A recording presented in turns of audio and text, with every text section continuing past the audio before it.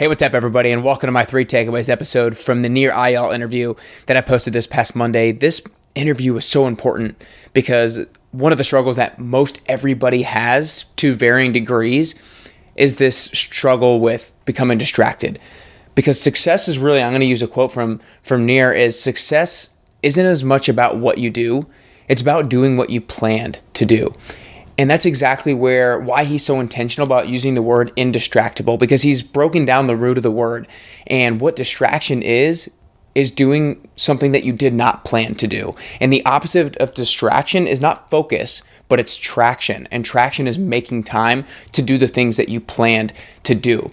So he has this 4-pronged model and 4-pronged graphic and method in terms of how to become indistractable. So make sure you look up the book and you find that graphic and you figure out how to master your internal triggers, figure out how to master your external triggers. He gives some great steps that you can actually do both in the interview and in his book to make sure that you get the things done that you mean to get done.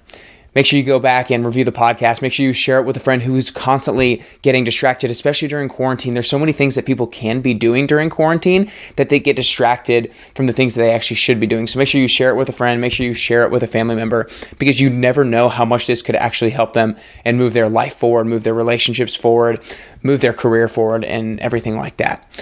But with that being said, let's get right into my 3 takeaways. Number 1 is time management equals pain management. I absolutely loved this, and I think this is such an important mindset shift to be able to make. He said most distractions occur because we're looking to escape some kind of uncomfortable emotional state. He talked about a few examples. He goes, when we're lonely, we check Facebook. When we're uncertain, we go to Google. When we're bored, we check stock prices or sports or whatever it is, maybe the news.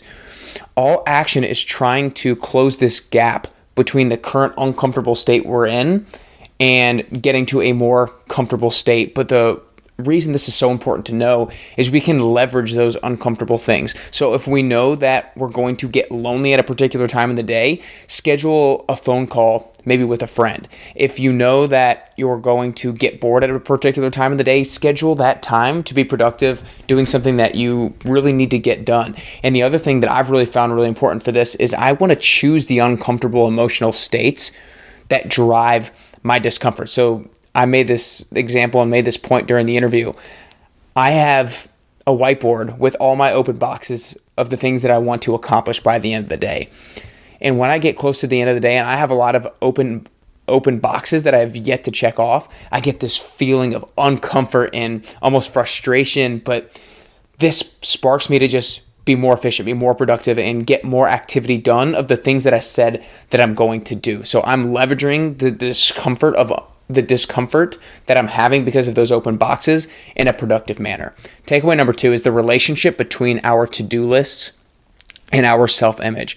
I've heard about this a few years ago, but one of the things that is so important about doing the things, about following through with the things that you say you're going to do, is you start to build this reputation with yourself. And I've started to feel this more and more recently. The more that you follow through with the things that you say you're going to do, the more you build that reputation with yourself, that I feel confident that if I say I'm going to do something, that I'm going to do it. My words or my reality matches my words. I'm a man of integrity. And that's something that if you start to intentionally write down things or say things out loud that you're going to do, and then you see yourself actually doing them and actually following through, you're going to start to see your self-image go up. You're going to start to see that confidence level that you have in yourself and that self-trust start to skyrocket. So be intentional about saying that you're going to do something and following through. And I'm going to go back to the quote that I said earlier. Success isn't as much about what you do, but it's about doing what you planned to do. Takeaway number 3 is long-term behavior change is identity change.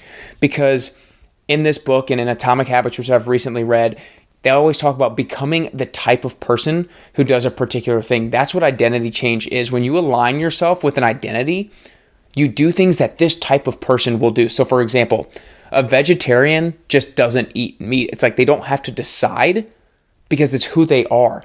So if you can embody the identity of I am indistractable, then you're going to do things that somebody who's indistractable would do. Just like if you say you're a vegetarian and you don't eat meat, if you're indistractable, you don't get distracted. You don't let these little things take away your traction and take away from the things that you planned to do. So we want to start small. It's going to be a tough process to become indistractable, but start small. by making a small commitment, making a small plan, and doing it. Repeat it. Make another small plan and follow through. Repeat, repeat, repeat. You start to build that reputation. You start to build more and more of that self-image, and you become more and more indistractable. So again, guys, my 3 takeaways. Number 1, time management equals pain management. Every time we get distracted, it's because we're trying to close this gap of this uncomfortable emotional state that we're currently in. So we need to find ways to leverage that uncomfortable emotional state. Takeaway number 2 is the relationships between our to-do lists and our self-image. They're so closely aligned. If we see ourselves following through, we build ourselves up that we're the type of person who will do this thing. And then takeaway number 3 was long-term behavior change is identity change. We need to align ourselves with the type of person who is indistractable, and we're going to start to do things that indistractable people will do. I hope you guys enjoyed the 3 takeaways. I hope you enjoyed the interview with Nir Eyal. Again, this one was such a practical interview. I want to make sure that you go back and take notes on it if you didn't do so before, because this is one that you can really take action on immediately because all of the great tools and tactics that he gave you. So make sure you go back and take notes. Make sure you share it with a friend or family member who's going to get a lot from this, because this stuff in here will most certainly help you get closer and closer to your best you.